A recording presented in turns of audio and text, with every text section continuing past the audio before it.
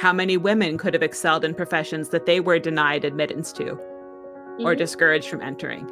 And what has our world lost out on because of the limitations that men and women have faced? So, liberal feminism is about breaking down those boundaries for everybody.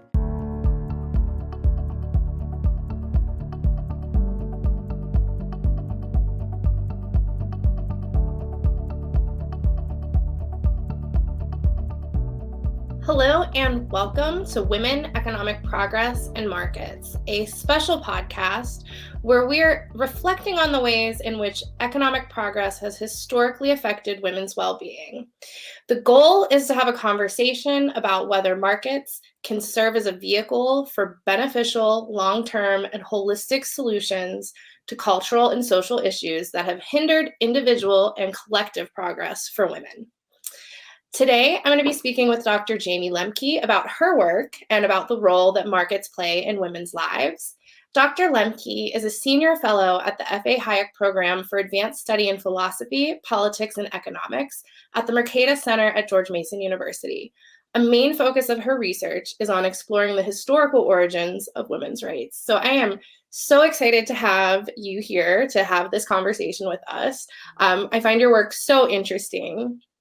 Oh, thank you so much. I'm so excited to be here. It's always nice to see you, and thank you for the flattering comments already.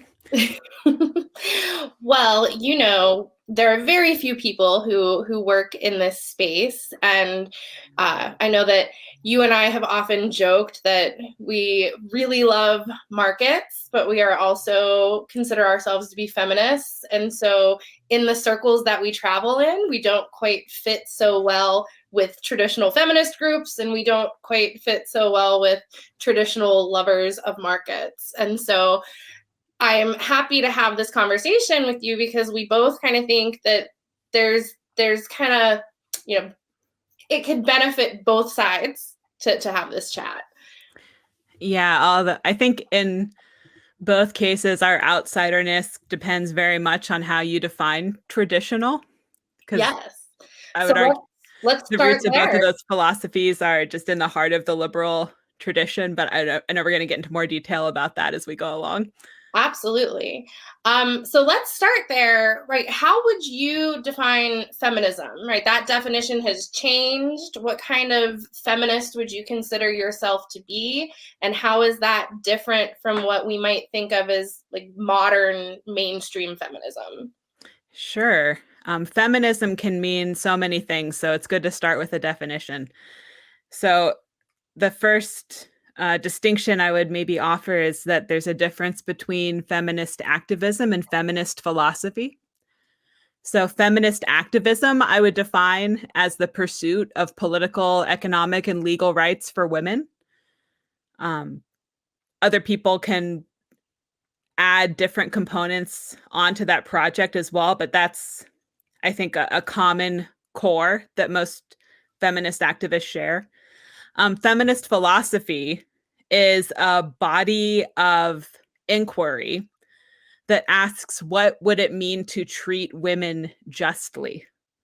And the reason why this becomes a particular question of interest. So the reason why we ask, how can we treat women justly? And the answer to that question might be different from just how can we treat each other justly or people justly, is because of the historical, empirical fact of the existence of institutional systems like coverture, where women lose their rights when they marry, or other forms of coercive subservience that specifically make the demands of justice different and sometimes more challenging to achieve when we're talking about women in particular.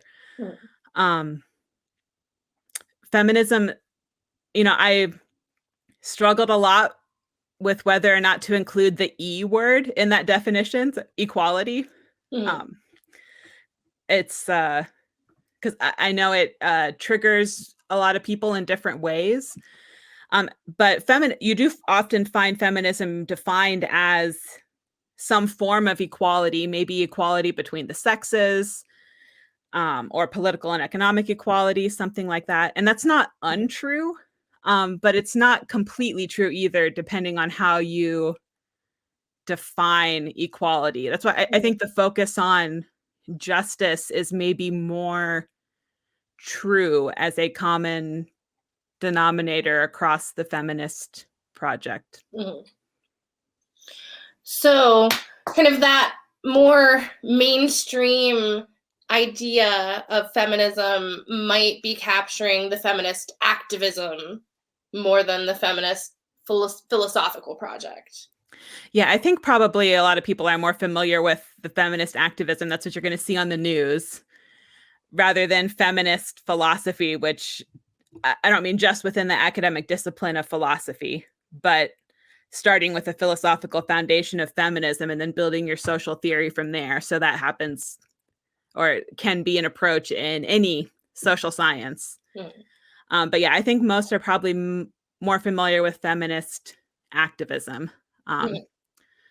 My colleague Michaela Novak has some really interesting work on activism and social movements in general. So this book she recently published is called Freedom in Contention.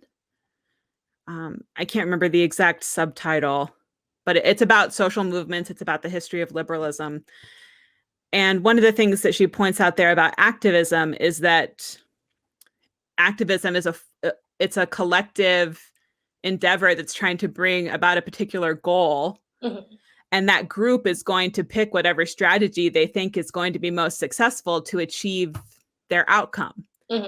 It's just an entirely different decision-making structure than an academic inquiry that you're undertaking for the sake of getting at some type of truth. So that's why I think it's worth distinguishing between the philosophy and not that they're not both worthwhile, not that they haven't both been incredibly important in shaping the opportunities that women have today and our views about gender in society, but they're different projects. Yeah.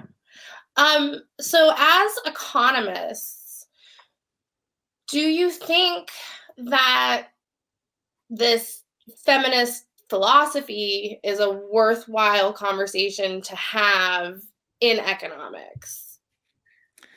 I do. And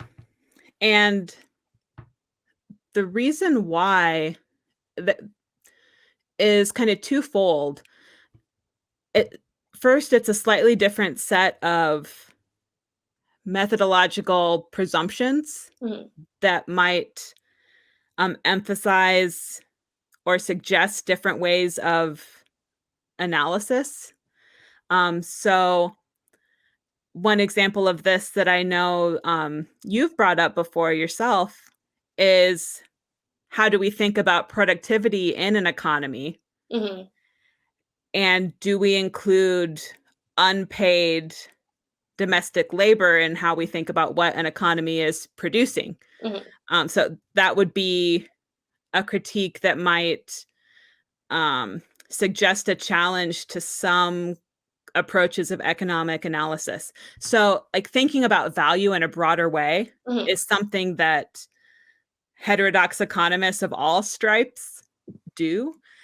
So feminism can be a version of that that's useful in its difference. It also suggests just a totally different set of questions. So much academic scholarship kind of comes from, I don't know, I want to say this in a way that will be kind of open to being heard, but it starts from a masculine perspective. And I don't mean that in that women can't understand it or men are trying to keep us out. But it's just the nature of the fact that women were kept out of intellectual pursuit and academic professions, especially, for so long, that so much history, so much philosophy has been developed from kind of by men and from a perspective that has treated men's experiences in the world as Mhm. equivalent to humans' experiences in the world. Right.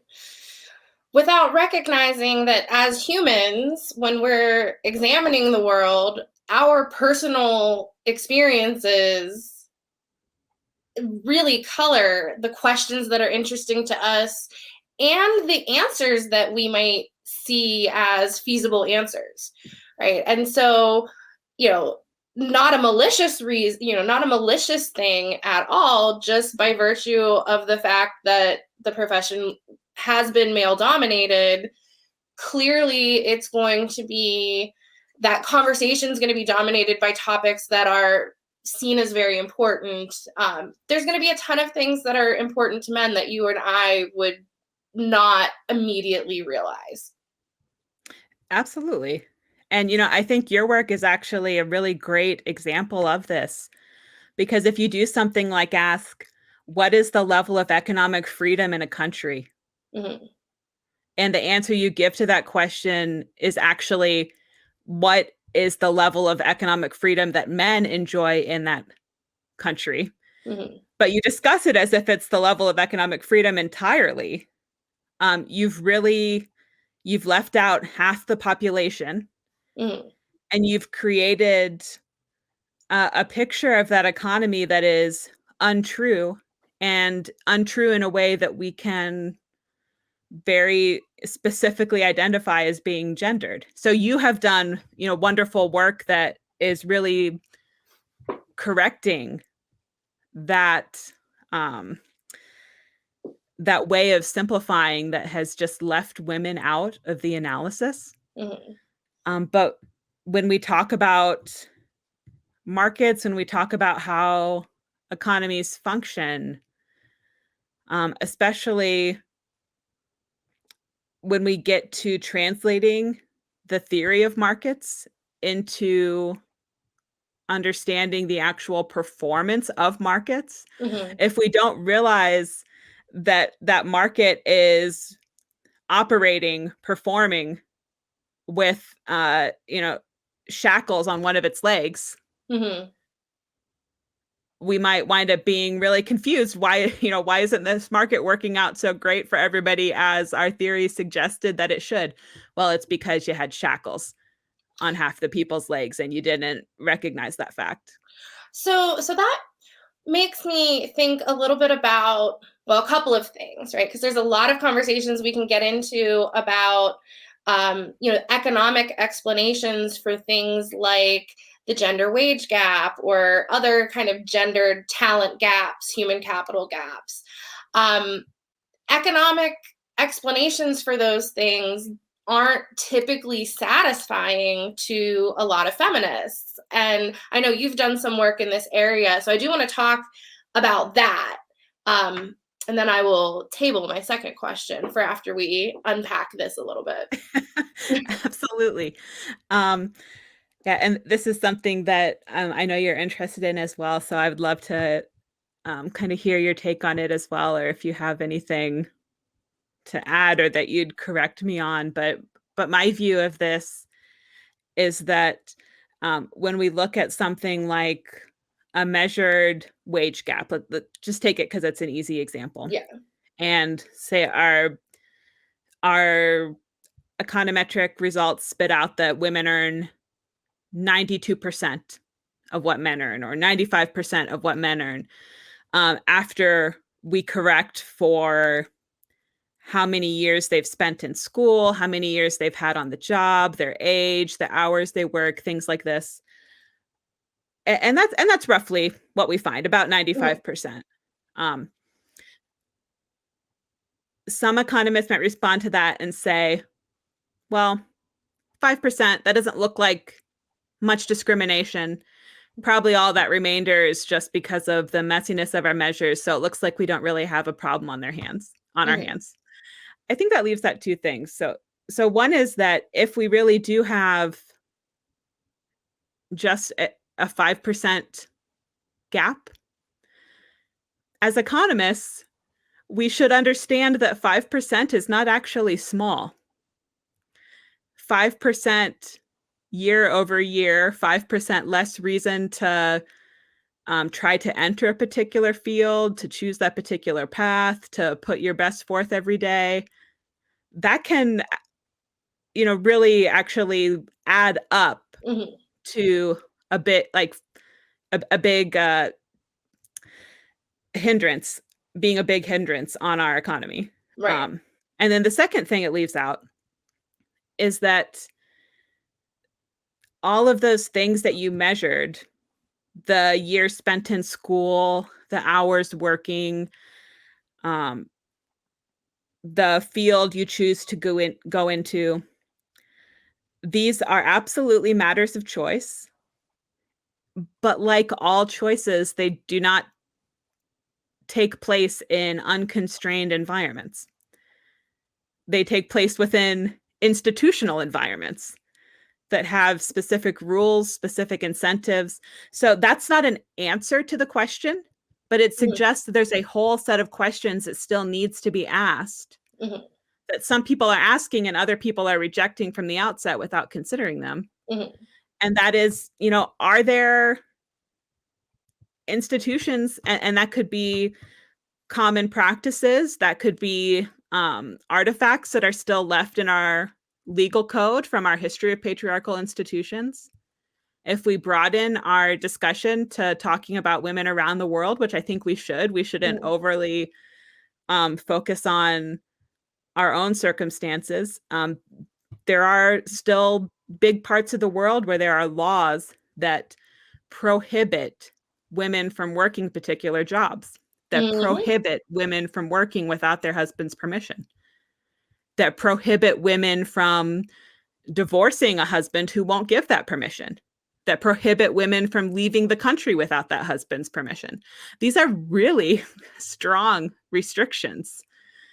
Um, and so understanding that the impact that these might have on the choices that are made and recognizing that these institutions might have a discriminatory effect, even if it's not the intention Mhm. of the individuals making hiring decisions, I think is a very legitimate set of questions in the social sciences that economists should absolutely be considering.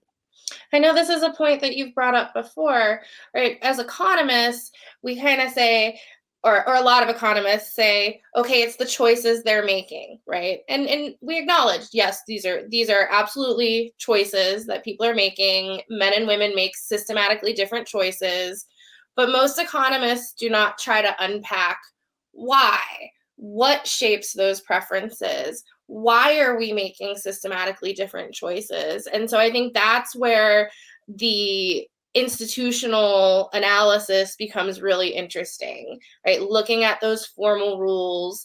In a place like the US or Canada, where we don't have formal shackles on women's choices, we have a lot of informal shackles. Those can still be really limiting in terms of the choices that we're able to make. Can you talk a little bit about informal institutions, how they might shape our choices? Because I think that is a particular piece. They're hard to measure, and economists sometimes, if we can't measure it, we ignore it altogether. Yeah. Most so James Buchanan kind of famously said that most economists understand in theory that value is subjective, Mhm. but very few of them have worked out the full implications of that for their analysis. And so if the valuation of alternatives, once we recognize that to be a subjective process that's taking place inside people's minds within our own cognitive structures, and we recognize, so the second piece we need in order for it to make sense is to recognize that our expectations of the world around us are going to be shaped by the culture we live in and by our ideology and the sets of ideologies that are available to us. So the way we have of thinking about the world is going to shape what our expectations are of whether or not it's going to be worth trying to go into a particular career. So with respect to women in academia, a lot of people think that the ideology of viewing women as incapable or just not belonging in academic institutions is old.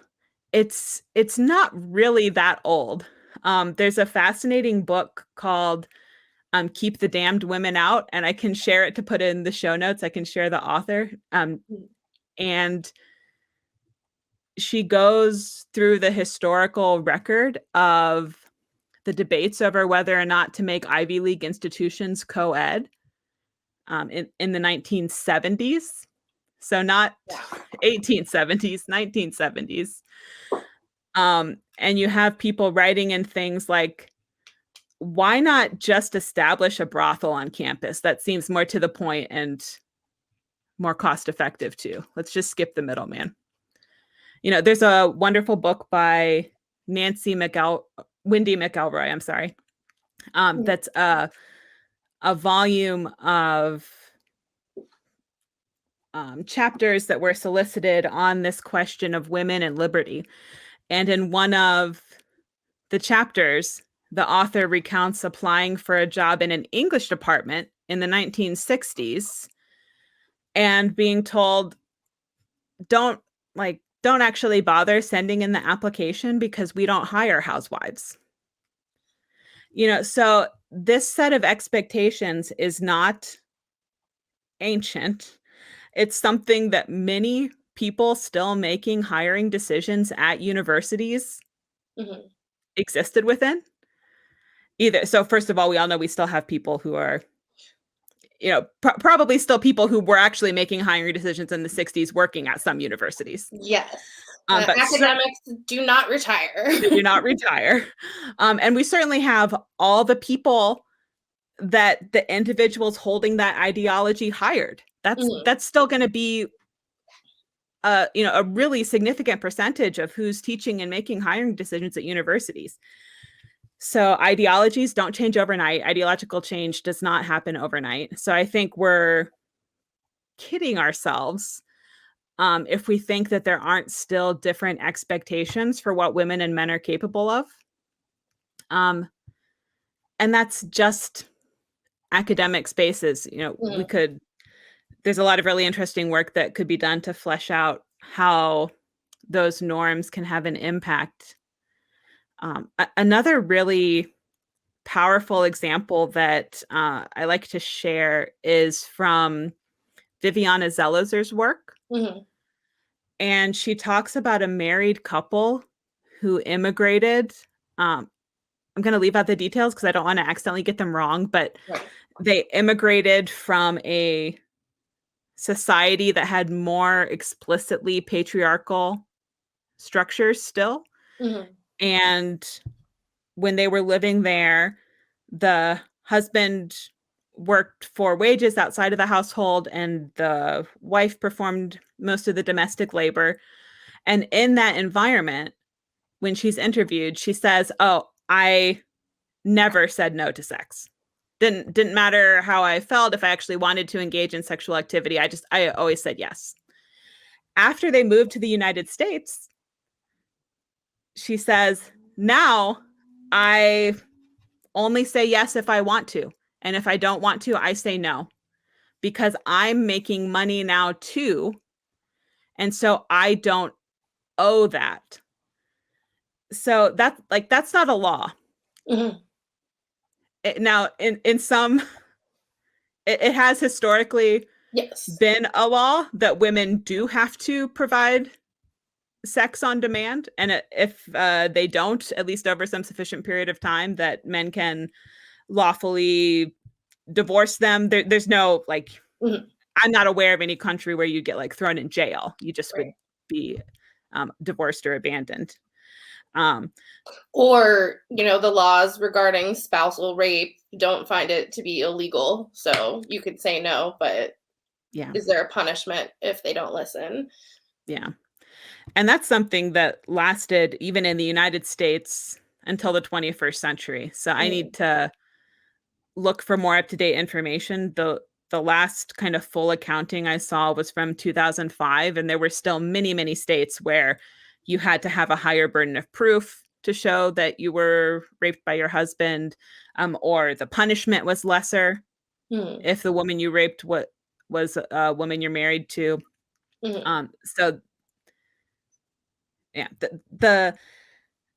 there's also a very, I think, and I can share some um, research on this for the show notes also, but there's an interplay between our norms and our legal institutions. mhm, So if you grow up under a set of laws that makes it mandatory for wives to owe sexual performance to their husbands, how can that not impact the norms? mhm, No wonder we became a country then that had to have this really difficult conversation we've been having over the last 10, 20 years about the nature of consent. We mhm, had laws for centuries that kind of told the majority of men, don't worry about it, mhm, and that told wives not to expect it. So it's like the fact that we developed a set of institutions that lacked a clear set of rules for being able that was mutually understood, where we could identify whether or not consent was present in the interaction. mhm. um it's it's not surprising. It's exactly what you would expect out of that institutional environment. And the interplay between formal and informal institutions can go the other way as well, right? So obviously, social norms can impact the rules that get embedded into law. But I often think about, you had brought up that there's a lot of countries that have formal rules restricting what jobs you can do, right? Hmm. And so I think about, and I use this example a lot, so forgive me if other people have heard me say this before, but like, let's say you're a woman who really wants to enter into a male dominated industry, and you live in a country where there is a law that says you legally cannot do a job in this industry. You have no opportunity to challenge the informal expectations. You have no opportunity to change the norms. If you at least have permission, it's not to say that we're going to see women flooding, the construction industry anytime soon, but if they at least have permission, then there are going to be people who that does represent their best opportunity, and they are going to pursue that, and then you have the ability to see norms change. But those formal institutions can really, you know, lock in some of the norms that would otherwise, be challenged. And here's another example of norms uh, creating a challenge or a possible barrier to progress. So the first modern industry in the United States was the textile industry. Hmm. So production of textiles has traditionally been considered women's work. So prior to industrialization, it was something that women were producing singly or in small groups within households, working on looms to transform wool or cotton into some kind of usable cloth. And so when this started to be powered by water, powered by steam, and now there are these large factory environments where you can, one woman can now, with steam power rather than just her own manual power behind her, she can now produce 4 times, 10 times the amount of cloth in an hour. But when industrialization was new, there did not exist a set of social norms that was comfortable with young women moving away from home other than for marriage. Mm. So these companies had to actually hire people to take on a kind of an educational role and a recruiting role. And they would go around to farming communities in the northeastern United States and have conversations with families to basically convince them this is not a front for prostitution. This is not going to ruin your daughter. She's still going to be able to, get married and raise a family. It's not something, she's not going to be sucked into the seedy underbelly of an urban environment. Like, it's safe. We'll make sure she goes to church. We'll provide, we'll have a matron overseeing things in the living quarters, things like that. So part of the reason why these early industrialists had to make that kind of investment was that they were working on shifting norms from a set of norms where, well, I mean, at the beginning of industrialization, most people worked in the home, at the home. Right. And so that it includes most women, but they were in an environment where there was not, that set of norms didn't exist. They had to be norm entrepreneurs and suggest kind of a different way of relating and see if it would catch on.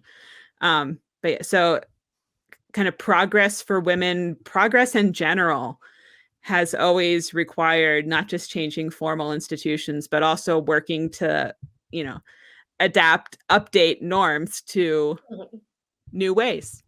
And going back to those performance gaps and the gender wage gap, social norms and expectations about, is it the woman or the man that is going to shoulder the majority of the child rearing and household labor? If society is putting the greater expectation on women fulfilling those roles, then obviously we're going to be making systematically different choices about careers, because we need to be more flexible to do this work that we are expected to do. Yeah, absolutely. And this idea that gendered norms are something that have a really significant impact on men as well as women, I think is really important to recognize that this is a part of bringing a feminist philosophy into social science as well. So,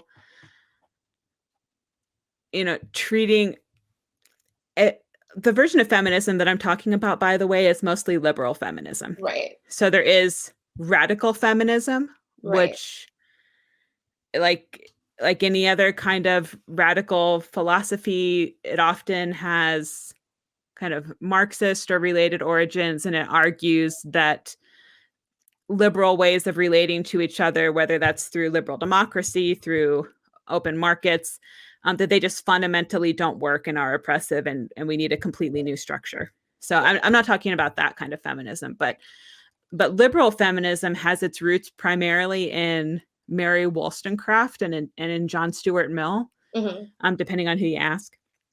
And one argument that they both make is that patriarchal relations in the family are fundamentally corrupting to both men and women. So they encourage petty tyranny among men, and they encourage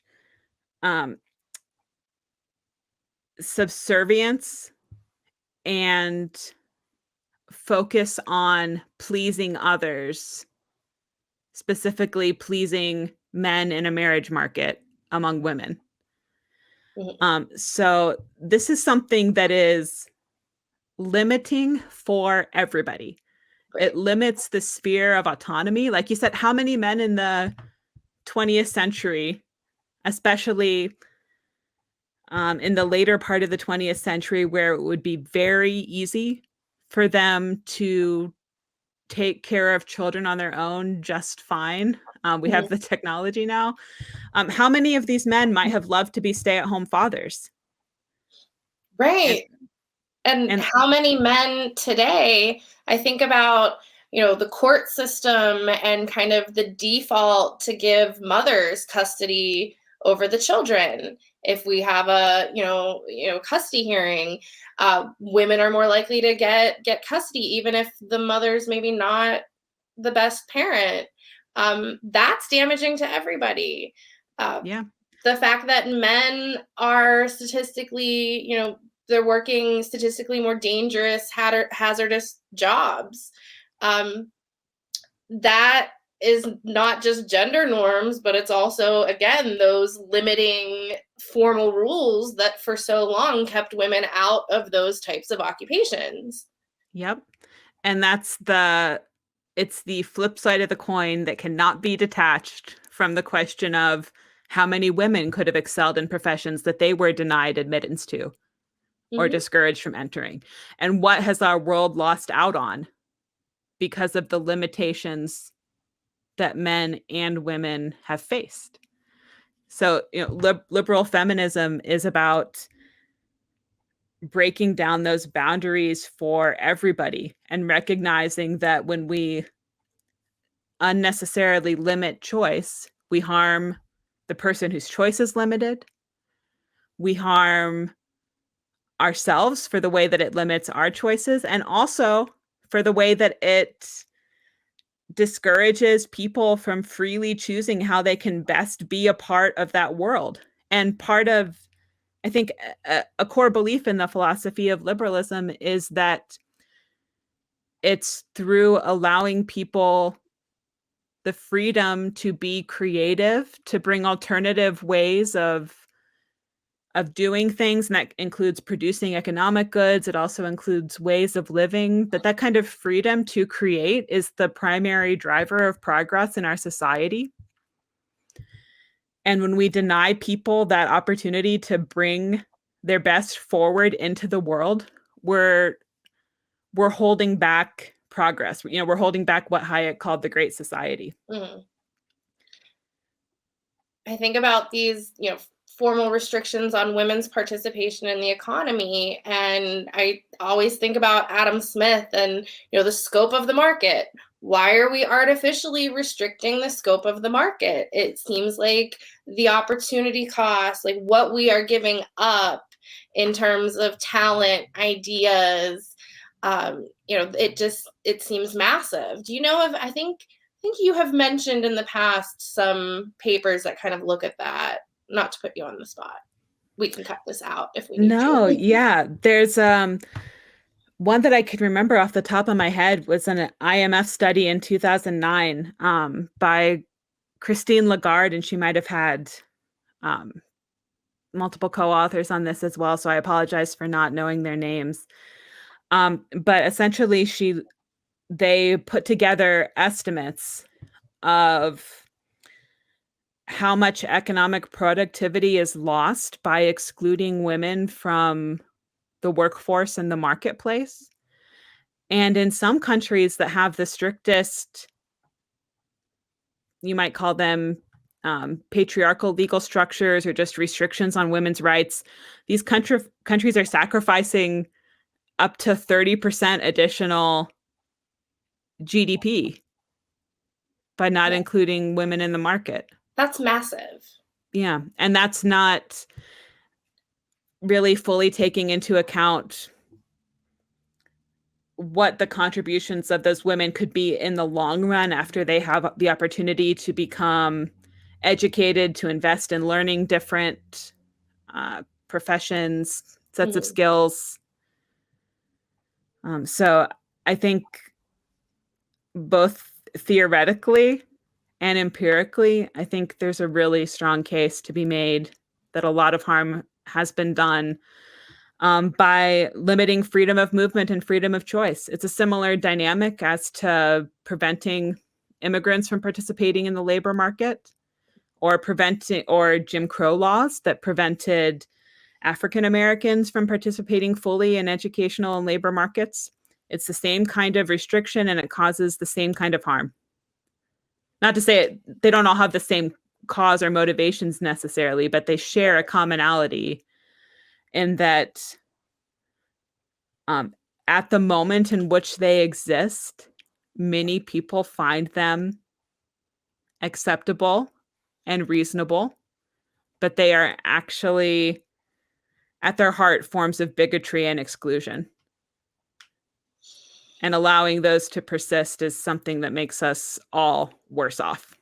I think that's such a powerful argument, right? How do you convince somebody who has very strong, gender biases or racial biases that, using this liberal philosophy, it's powerful to reveal that those biases are not just bad for the people that you are biased against, they are bad for you.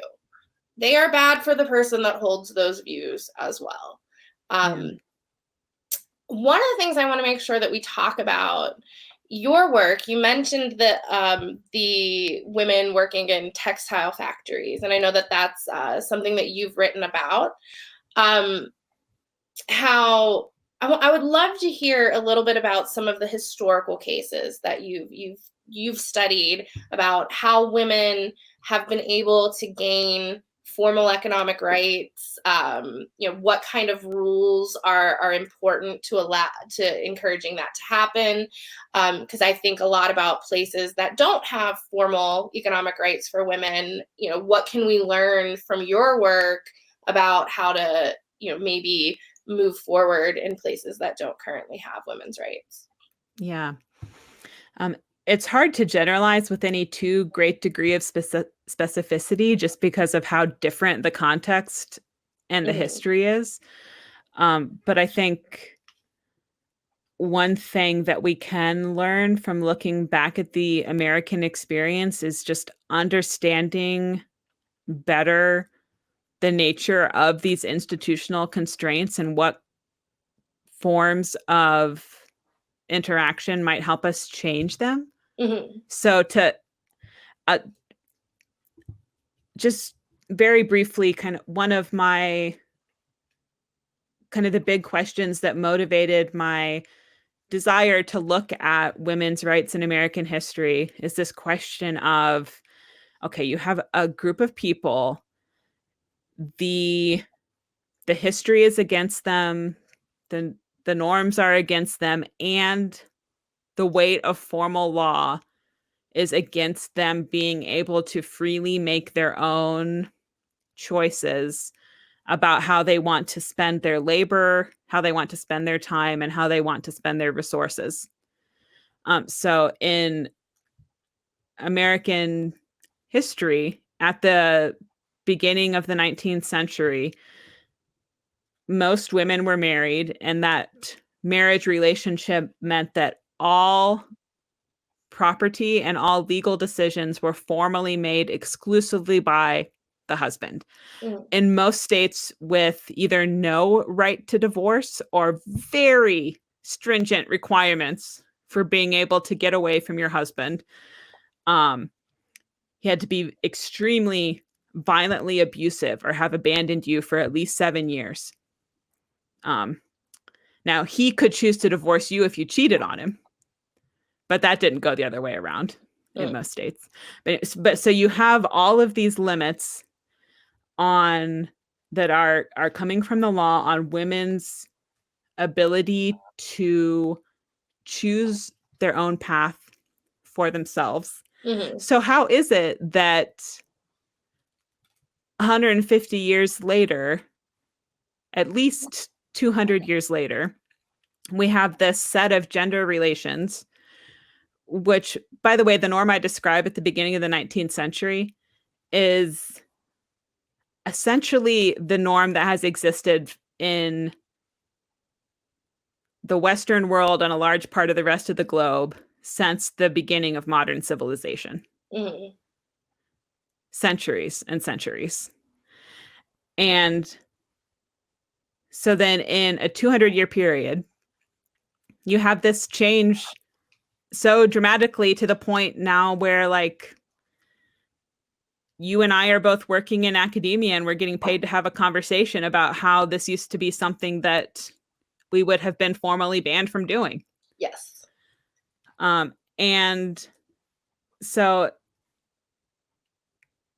one of the things that I have kind of focused on trying to understand is even when you have an institutional environment that is oppressive in so many ways, what are the moving pieces that allow people to start to move that structure to suggest that something could be different?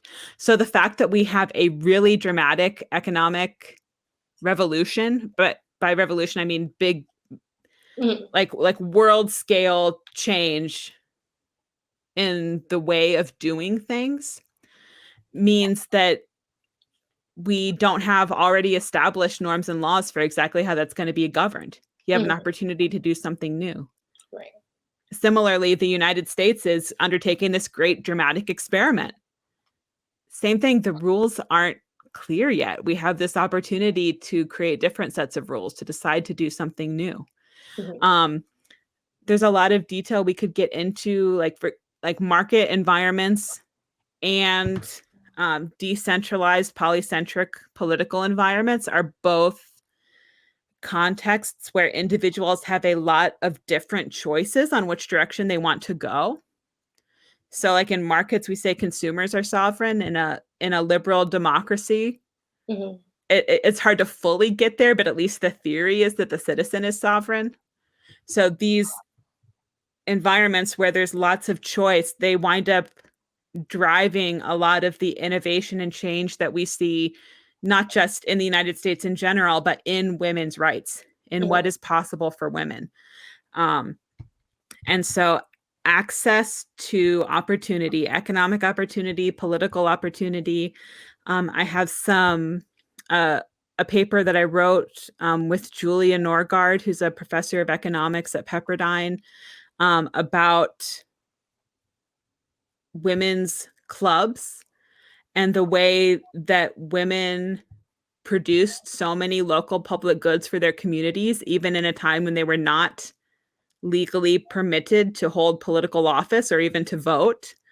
They were providing all these public goods by creating their own organizational structures. So I think focusing on where the opportunity is kind of the best path to institutional change. And so to the extent that feminism encourages us to look for a different set of opportunities and to consider finding ways to make these institutional changes, I think it's kind of important, not just for economics, but also for this institutional perspective that looks at what are the ways that we can change the rules of our society in a way that will make them more inclusive, more liberal, and better for all. How can we live better together? Yes, exactly. So I want to, since we're almost out of time, I want to just give you an opportunity. I know you mentioned a lot of resources throughout our conversation. I've been keeping myself a little list of things I need to go and order on Amazon after we are done today. But I want to ask you if there's any, particular books, articles, or particular scholars that you might recommend for people who are interested in learning more about, feminism from kind of an individual rights perspective, or just feminism and women in markets in general. In addition to your work, of course, which is one of the first things I would recommend to anybody, I am really enamored right now of this volume by Wendy McElroy, put together by Wendy McElroy, called Liberty for Women, Liberty for Women. And that was put together by the Independent Institute with the help of the Independent Institute in 2002. The chapters in there are such a wonderful introduction to this idea of women's rights and feminism being very much a classical liberal project. Victoria Bateman's The Sex Factor, I think if you're looking for a more global perspective, is very interesting. And one historian on these issues that I just kind of can't get enough of is Gerda Lerner. So she has a wonderful book called The Creation of Patriarchy that looks at the historical institutions through which these norms, ideologies developed and turned into laws, and just trying to understand why they became such a significant force in our world. Because again, all these things are resources that kind of seek for understanding, understanding what can be done to, as Peter Betke says in his book Struggle for a Better World, return to the vision of liberalism as an emancipatory project. So one last thing that I want to kind of squeeze in before we call time on this is that one of the controversies among feminists is whether or not markets have been good for women. Right. And liberal feminism contains a lot of people who do not think that markets have been good for women. But I think if we look at the historical record, market participation has brought women market power. It's brought them bargaining power within their relationships. And there are also strong and mutually reinforcing ties between economic rights and political rights. Absolutely. So you simply can't have a political structure that is depriving a group of people of the ability to make their own choices, which, by the way, means that you're instead having those choices made by some kind of bureaucratic entity that's being empowered for them. You can't do that. You can't deprive that economic freedom without also hindering political freedom. So if we want to talk about not just improving the lives of women, but also making the world a more free, a more just, a more prosperous place, liberal feminism has to be a part of that conversation. So you would come down firmly on the side of we should be feminists. Yes, absolutely. Absolutely. And, because feminism is not, I think there's this confusion that feminism is prioritizing the needs of women over the needs of men. Studying injustice, it can be done in this way, but it does not need to be an exercise in comparative suffering. Studying injustice can be an exercise in understanding how we can make the world a better place for ourselves and for others. It can be an exercise in understanding what caused the injustices of the past so we can avoid them in the future. And when we study things like whether it's sexism, racism, ableism, religious bigotry, all of these isms, all these ideologies are versions of allowing experts to decide ahead of time that somebody won't be able to contribute, and so they shouldn't even be allowed to. It'll be harmful for them or harmful for other people if they're even allowed to try.